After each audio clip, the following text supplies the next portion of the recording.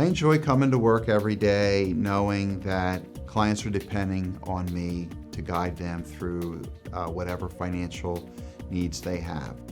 Every client we have is different. And so it's really about finding out what's really the most important thing per client.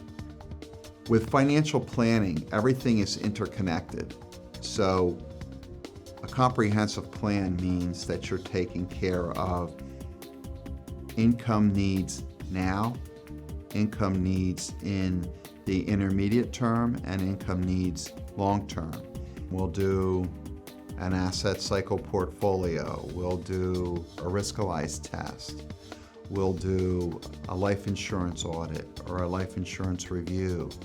And so when we build a deep relationship with our clients, then we can take a step back and then we can look at different options to help them specifically get to their goals. One of the things I feel our job is as advisors is to introduce strategies to clients that maybe they did not know that they were out there.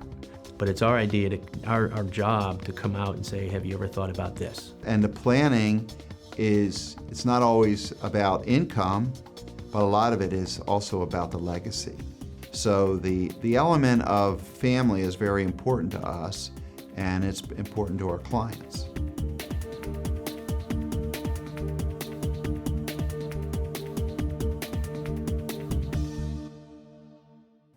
I want to welcome you to Financially Speaking with Jeff Bush. My name is Steve Jablonski, and I'm the host for today's show. And we got another very interesting show today and topic, and it's Social Security and really how planning can help maximize Social Security. Jeff?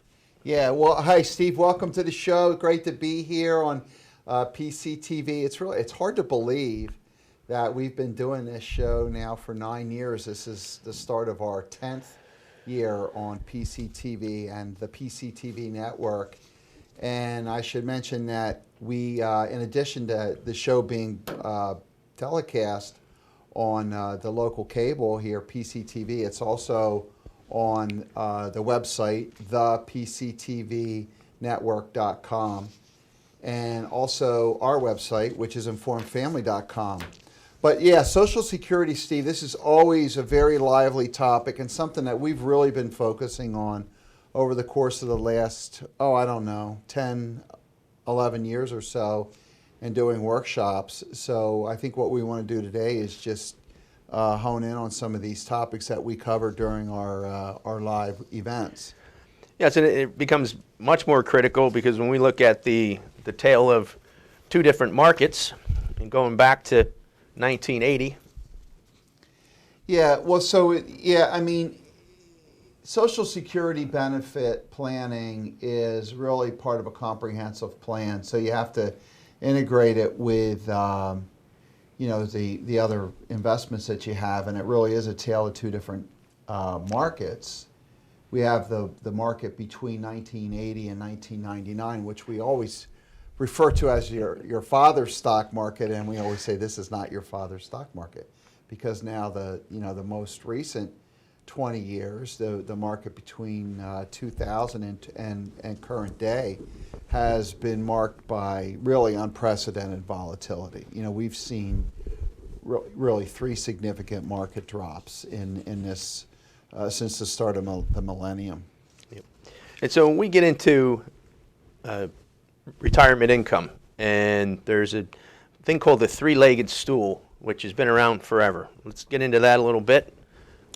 Well, the three-legged stool is something that we use to kind of illustrate the need to integrate Social Security with your other sources of income. So you could have a pension, from your employment, which are becoming less and less, a factor as more companies eliminate the pension. But there's still a number of people that do have pensions. And then we have the retirement savings, which is important. Those are the 401ks and the IRAs and all these qualified retirement plans. And then we integrate that in with Social Security. It's important to factor all those together. And when we look at Social Security, a lot of people just say, okay, it's I'm going to get something monthly. But people are thinking a lot differently because it may be the biggest asset someone has. Yeah, when you look at, the Social Security that you're going to get over your lifetime, it's pretty significant. So it's guaranteed, it's payable for life, and it has cost of living adjustments on it. And the cost of living adjustments are significant now in this, period of inflation that we're in. So the claiming strategy with Social Security is really, really important because it's going to impact on how much money you're going to get from your Social Security benefit over the course of your lifetime. So we look at it as really managing an asset as opposed to just, you're just getting a monthly check. And with Social Security, tell us a little bit about the ages. What's early, what's later? Well, we have what we call the full retirement age, or the FRA, and depending on what year you were born, and on this slide you can see if you were born in 1954 or prior, your full retirement age is 66.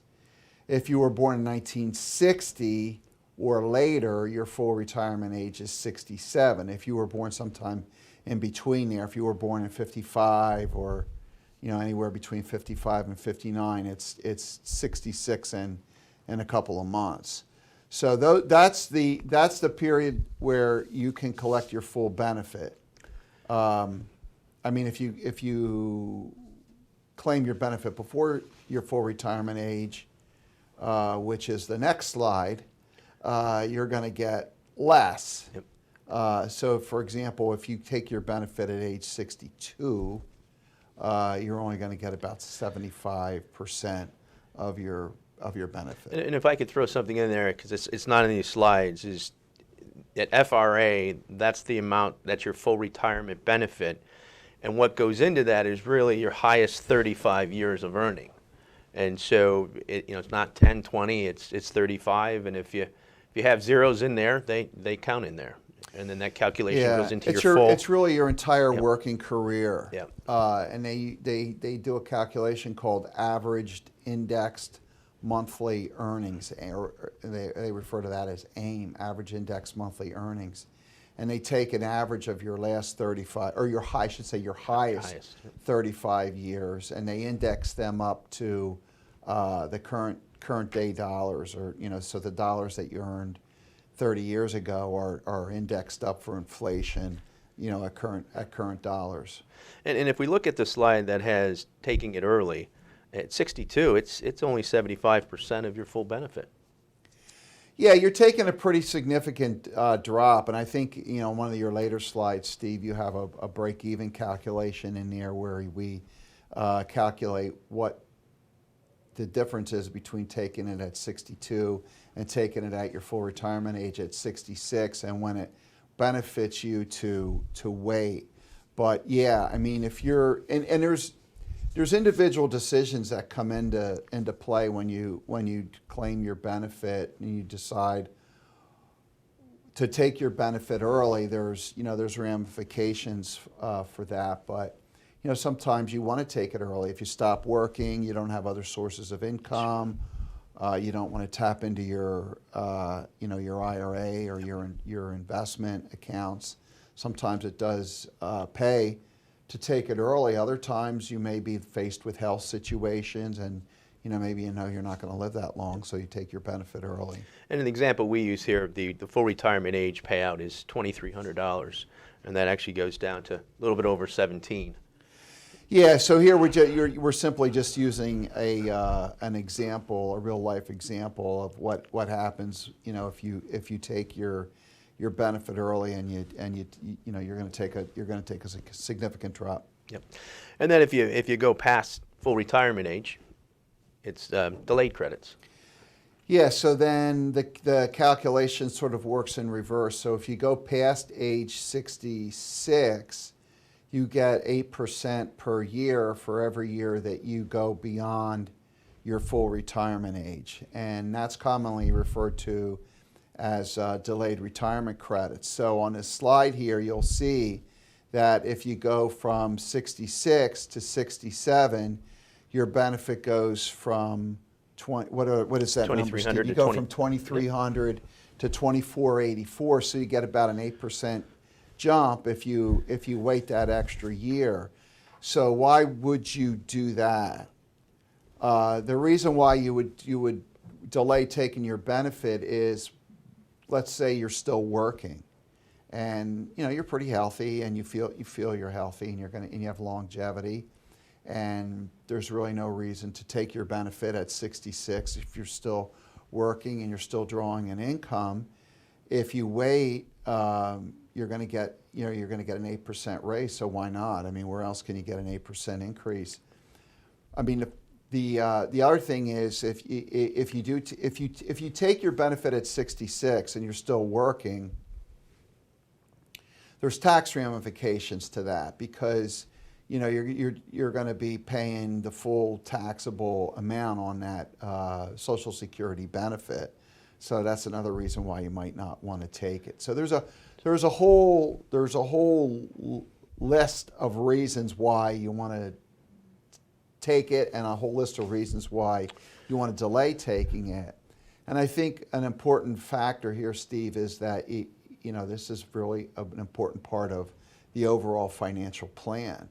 And that's why we really stress the importance of working with a financial professional when you're making these decisions, because it really impacts everything. It impacts your whole financial world. It impacts your spouse's financial world. There's all kinds of spousal considerations here. So it's really important to consult with a financial professional when you're making this really, really important decision. And if you think of it, between taking, in this example, taking it at 62 is $1,725, taking it at age 70 is $3,000. So it's almost a $1,300 a month difference for the rest of your life.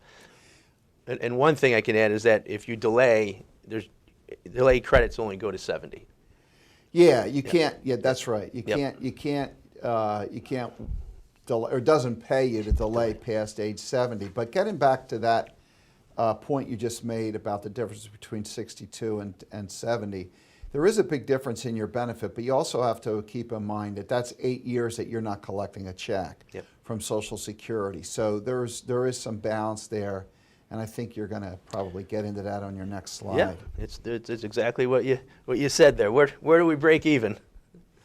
Yeah, so there's a whole break-even calculation that we do, and you'll see here we use Ronald in our example. I think we call him Ronald Retiree, kind of a cute name. But with Ronald, the difference between taking the benefit at age 62 and taking it at his, at his full retirement age of 66, and then his delayed age of 70, you can see there that those lines all converge somewhere around 78, 79, 80, somewhere in there.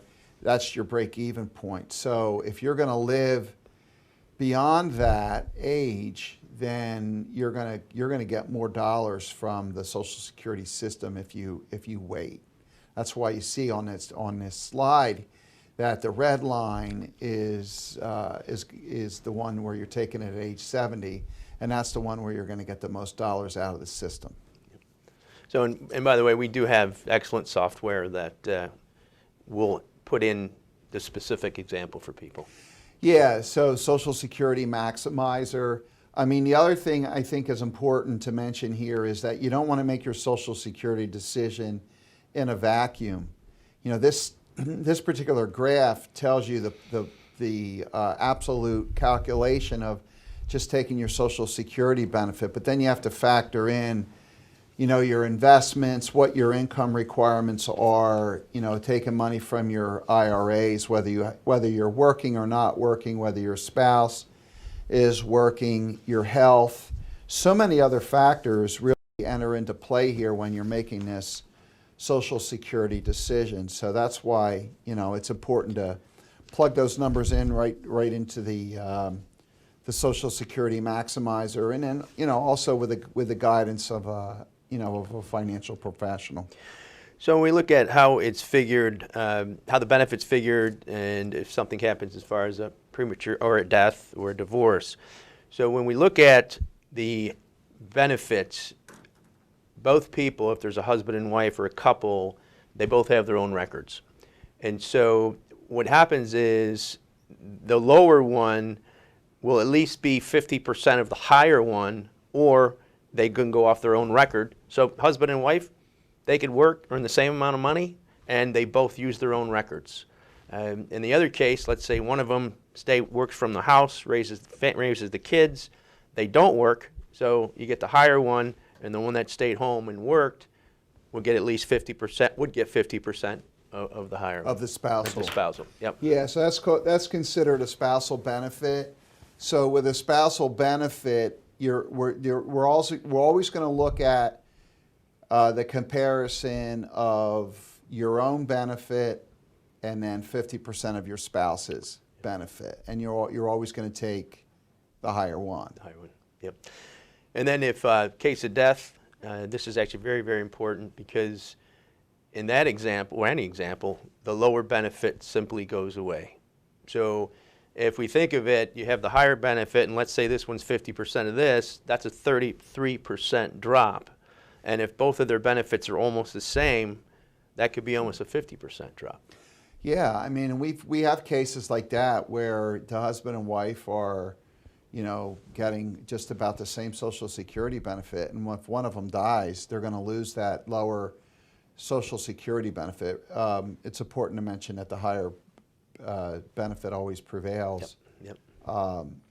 Meaning that if let's say the husband dies and he was getting a higher Social Security benefit, his wife, the surviving widow, would then assume her husband's benefit because it's higher.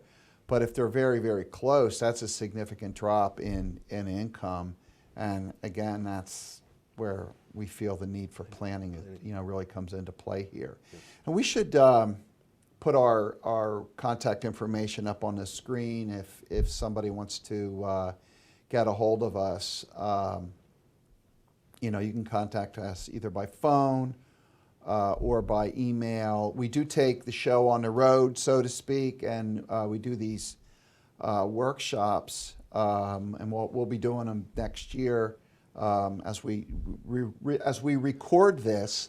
Yep. Late in November of 2022. Looking into next year, we'll be doing these workshops out in in these public venues, so you can come out and see us, and we'll go through a whole slide presentation that's really an expanded version of what we're talking about today, and then it really gives people an opportunity to meet us and sit down with us. And we've been doing this for a long time and have really guided hundreds and hundreds of people through this process.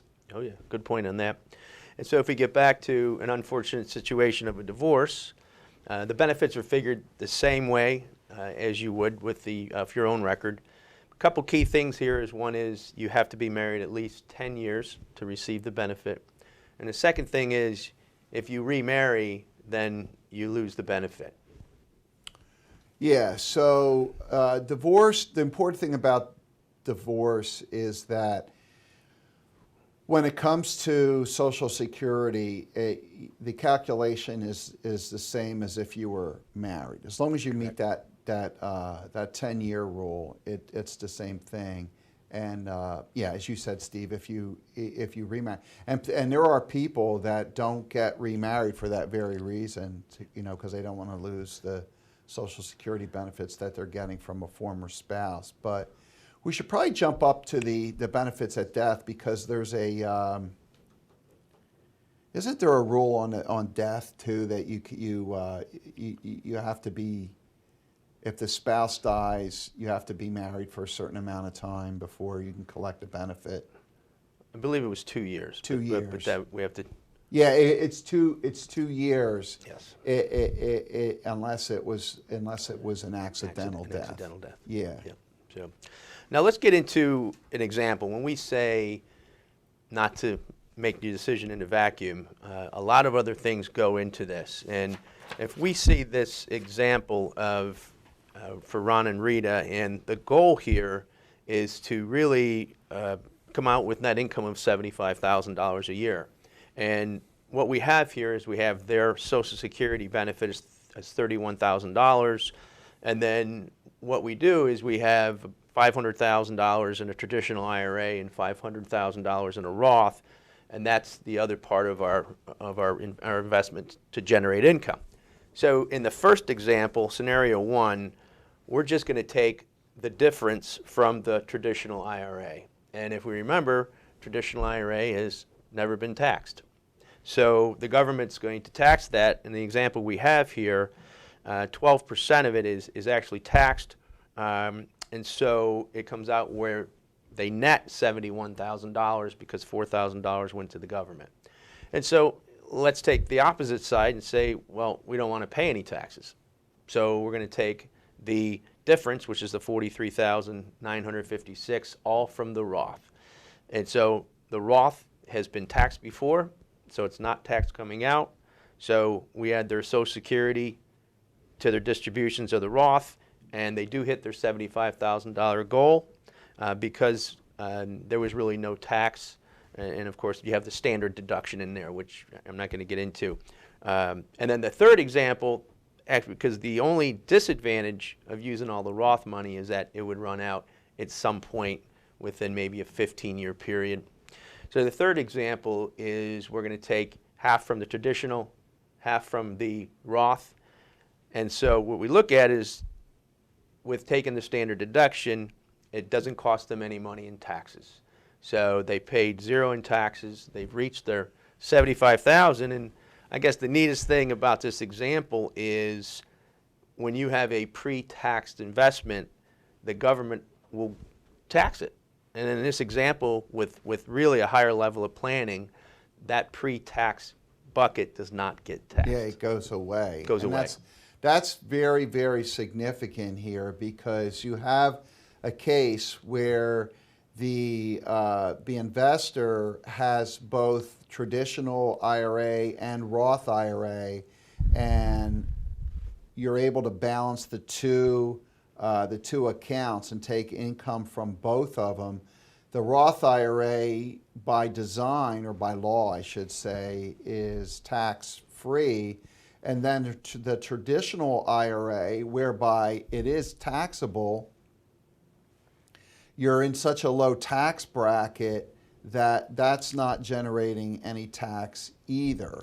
Or in the case of maybe someone who's making a little bit more money, it would be taxed at a very, very low rate. So it really is an effective strategy of utilizing an IRA and really maximizing the tax benefits from the IRA. And we look at Social Security and we look at someone's retirement puzzle. Talk to us about, you know, what are some of the pieces in someone's retirement puzzle? Well, yeah, I mean, there's a lot of pieces to the retirement puzzle. I mean, you know, there's your health. There's your, you know, what are your goals in your retirement? What are you trying to accomplish? There's your, you know, your legacy, your estate planning. There's, you know, how does life insurance fit into it? You know, you have your required minimum distributions. You know, there's really a lot of things, Steve. Risk is another one, right? Because if you think about taking if you have Social Security benefits and benefits from a pension, let's say, those are fixed amounts. So then that allows you to take a little more risk with the rest of your portfolio. So a lot of this is just like portfolio management and trying to determine which investments you're taking income from and which ones are growth. So there's really a lot of pieces to the puzzle here.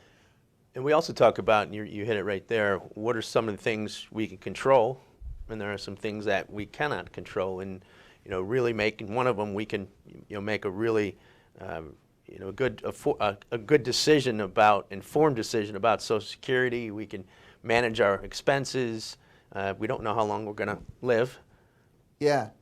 Well, it's like life, right? There's things you can control and there's things that you can't control. So, we at Informed Family, we created a whole model that we call the Wellspring Formula, where we live. We live right where at the intersection of what you can control and what you can't control, right? So those things that you can control, so for Social Security, you can control that decision. You can't control, the government's, the regulations that they make, the tax structure that we have. You can't control inflation. You can't control the stock market. There's a lot of things you can't control.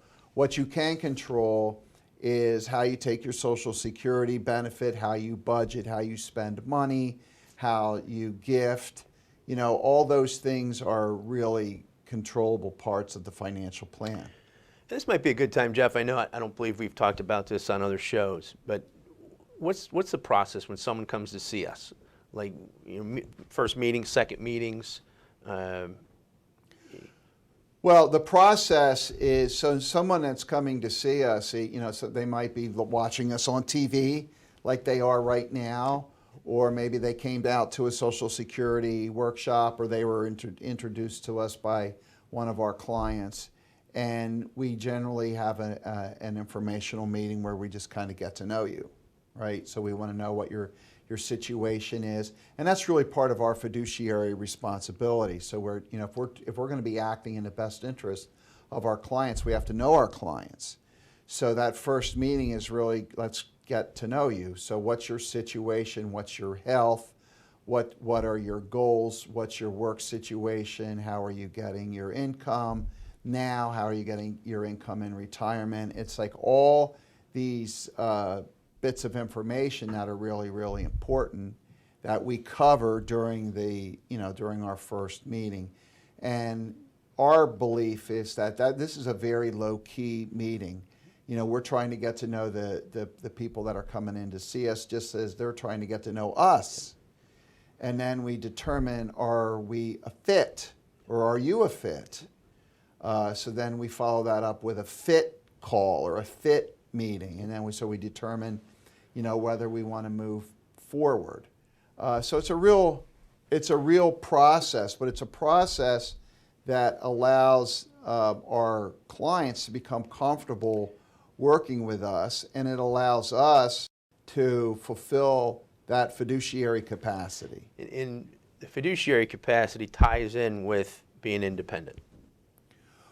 Yeah, because when you're acting in a fiduciary capacity, you're acting. So fiduciary capacity means that you're acting in the best interest of your client, and what that means is, like, when you go to design a plan, there's a whole world of product out there, depending on what you're doing. Whether it's an investment or an annuity or an insurance product or something that's generating income.